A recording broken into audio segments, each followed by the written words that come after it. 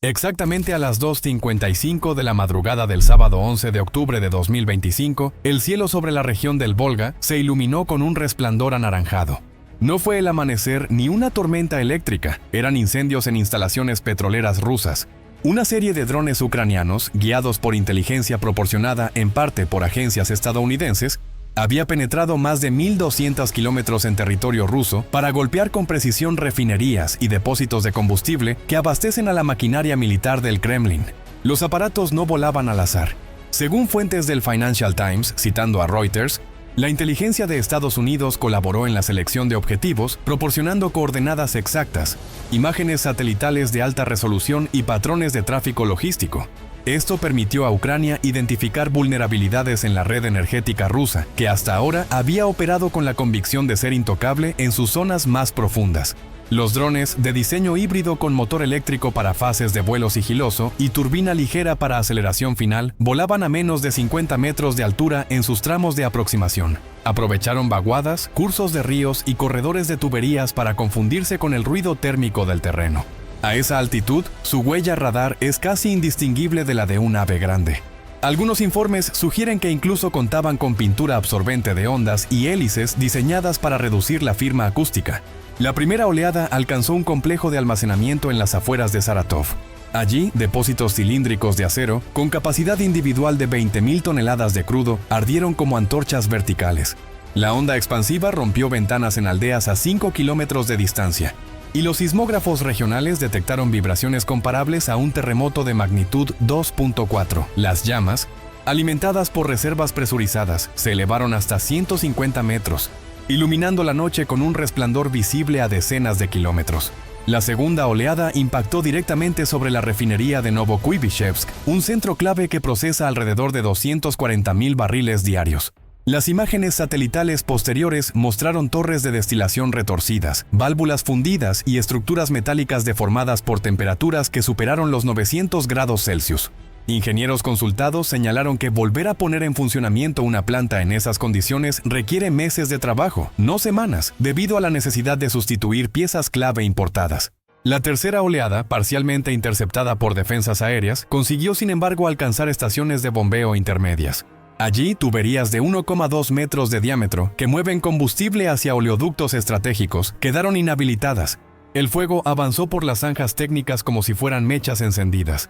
Y brigadas de emergencia tuvieron que cerrar válvulas a más de 30 kilómetros de distancia para evitar que el incendio se extendiera sin control. En cuestión de minutos, más de 60.000 barriles se habían perdido en fugas y llamas. El Ministerio de Defensa ruso aseguró que se habían derribado 37 drones antes de que alcanzaran sus blancos. Pero incluso aceptando esa cifra, el hecho central permanecía. Una parte significativa de la infraestructura energética había sido alcanzada. Moscú calificó la operación como terrorismo internacional y acusó directamente a Washington de estar detrás de la planificación. El Kremlin habló de cruce de líneas rojas y prometió represalias asimétricas, incluyendo la posibilidad de ataques cibernéticos coordinados contra redes eléctricas occidentales. En Kiev, la respuesta fue más sobria. Funcionarios ucranianos confirmaron los ataques, pero subrayaron que todos los objetivos eran de carácter militar y estratégico. Cada barril que arde es un tanque menos que se mueve. Un avión menos que despega, dijo un portavoz del Ministerio de Defensa. Fuentes militares añadieron que la operación demostró la capacidad de Ucrania de coordinar ataques de enjambre con drones de bajo costo que, sumados, pueden desestabilizar sistemas de defensa diseñados para amenazas aéreas convencionales. Los analistas internacionales señalaron que la colaboración de inteligencia estadounidense marca un cambio cualitativo. Hasta ahora, Washington había limitado su apoyo a armamento defensivo y sistemas de reconocimiento en territorio ucraniano. El hecho de proporcionar coordenadas y patrones logísticos internos de Rusia convierte a los ataques en operaciones conjuntas de facto. Para Moscú, el mensaje es inequívoco. Estados Unidos no solo respalda financieramente a Kiev, sino que guía la mano que golpea sus instalaciones más críticas. El impacto económico fue inmediato. El precio del crudo Brent subió un 3,4% en las horas posteriores a los ataques y el mercado europeo de diésel registró un alza del 5% en contratos de futuros. En puertos del Mar Negro, barcos cisterna retrasaron salidas por temor a represalias, mientras que en Asia, refinerías chinas monitoreaban con cautela las interrupciones en el suministro ruso. Las aseguradoras marítimas elevaron las primas de riesgo para rutas en el Báltico y el Ártico, incrementando el costo del transporte de hidrocarburos. Las consecuencias militares son todavía más graves. Cada refinería perdida implica desviar combustible desde regiones más lejanas, aumentando la exposición de convoyes en tránsito. Cada estación de bombeo inhabilitada obliga a redistribuir cargas hacia carreteras ya saturadas. En palabras de un oficial retirado de la OTAN, golpear una refinería es como cortar una arteria. No solo sangra el punto herido, todo el sistema circulatorio entra en crisis. En el terreno, las escenas eran de caos controlado. Brigadas de bomberos industriales, con trajes aluminizados, se internaron en pasillos de acero candente para cerrar válvulas manuales. Helicópteros Kamov K-32 lanzaban espuma retardante desde el aire, mientras cuadrillas de ingenieros eléctricos intentaban restablecer subestaciones que alimentan el bombeo automatizado. En muchas áreas, el calor era tan intenso que los drones de reconocimiento no podían sobrevolar por riesgo de perder sensores ópticos. Los equipos trabajaron turnos de 16 horas para contener el desastre. En Moscú, la reacción política fue inmediata. El Consejo de Seguridad se reunió de urgencia y el presidente ruso habló de una escalada peligrosa que involucra directamente a la OTAN. Aunque no se anunciaron medidas concretas, diplomáticos occidentales filtraron que Rusia podría responder con ciberataques contra redes energéticas europeas como represalia indirecta. Los operadores de electricidad en Alemania y Francia recibieron alertas de seguridad reforzada. El simbolismo tampoco pasó desapercibido. Golpear refinerías en pleno corazón de Rusia es un recordatorio de que la profundidad geográfica ya no equivale a seguridad. Para la población rusa, ver columnas de humo negro ascendiendo desde instalaciones consideradas invulnerables genera un efecto psicológico devastador. Si la energía está en riesgo, la guerra se siente mucho más cerca de casa. Drones que surcan bajo el radar. Inteligencia compartida desde satélites estadounidenses. Una cadena de explosiones que sacude tanto al acero como a la diplomacia. El mensaje es claro, las retaguardias profundas han dejado de ser seguras y la guerra energética ya no es un fantasma, sino una realidad encendida en el horizonte. Las consecuencias también se midieron en cifras de mercado. Los contratos de futuros de gas natural en Europa subieron un 6%, anticipando que Rusia podría redirigir más recursos a su consumo interno.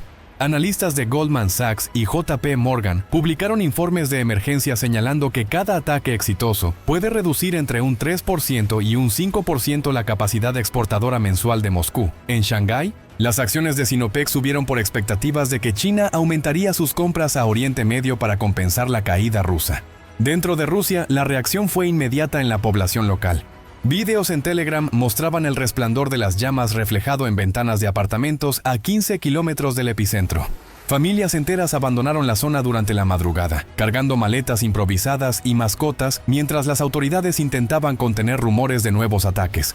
En hospitales regionales, médicos atendían a heridos por inhalación de humo y quemaduras leves. En redes sociales locales, hashtags relacionados se multiplicaban mientras la censura intentaba eliminarlos sin éxito. En el plano técnico, expertos en ingeniería energética explicaron que reparar las torres de destilación dañadas requiere desmontar segmentos completos de acero, sustituir válvulas criogénicas y recalibrar sensores de presión.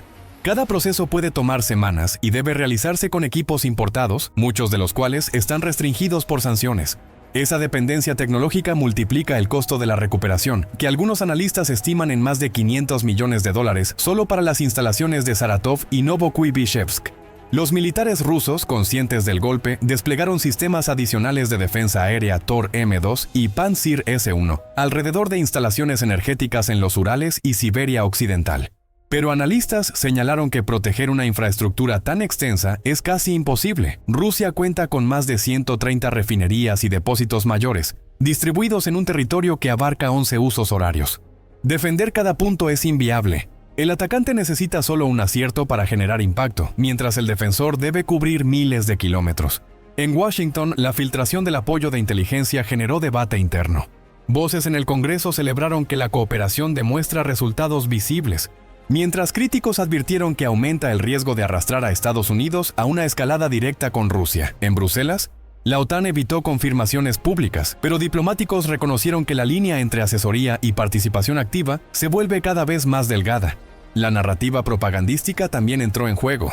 Medios rusos transmitieron imágenes de ancianos evacuando zonas afectadas para reforzar la idea de un ataque indiscriminado. Medios ucranianos, en contraste, mostraron imágenes satelitales con impactos precisos en depósitos y tuberías, subrayando la naturaleza militar de la operación. En redes sociales, los hashtags relacionados al ataque se convirtieron en tendencia global, con millones de visualizaciones en pocas horas. Al caer la tarde, las columnas de humo seguían elevándose. Los equipos de reparación trabajaban a contrarreloj, mientras brigadas militares ampliaban perímetros de seguridad. El olor a combustible quemado impregnaba el aire, y el horizonte seguía teñido de un naranja inquietante. Moscú, por primera vez en años, vio cómo el corazón de su infraestructura energética ardía bajo ataques que no podía impedir. Lo que ocurrió esa madrugada no fue un episodio aislado, sino parte de una campaña más amplia: saturar defensas, interrumpir logística y erosionar la confianza rusa en su propia profundidad estratégica.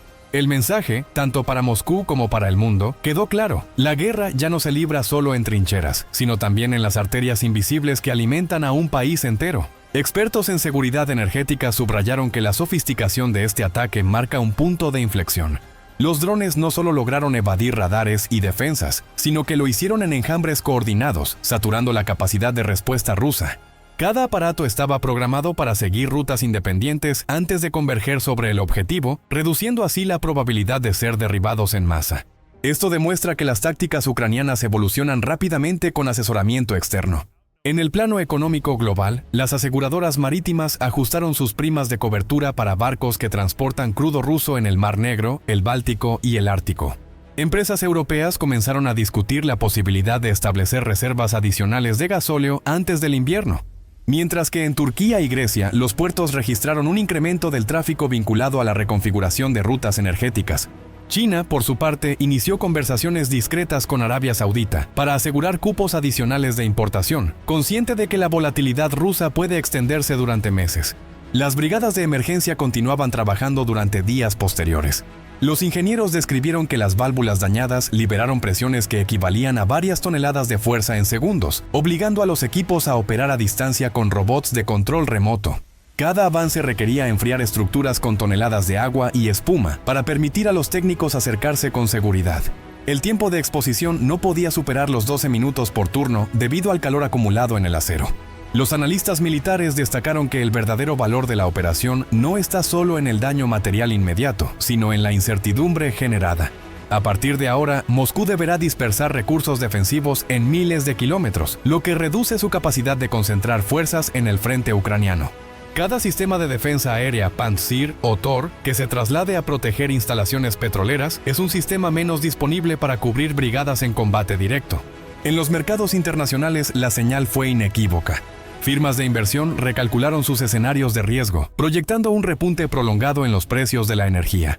El Banco Central Europeo advirtió que una escalada en la región podría agregar hasta 1,2% a la inflación anualizada en la eurozona. Cielo sobre el Volga en llamas no solo mostró vulnerabilidad material, sino también la fragilidad de la percepción de seguridad de una potencia con vasto territorio pero incapaz de blindar cada nodo de su red energética. Lo que pasó después dejó a todos en shock. Suscríbete para más noticias de este enfrentamiento.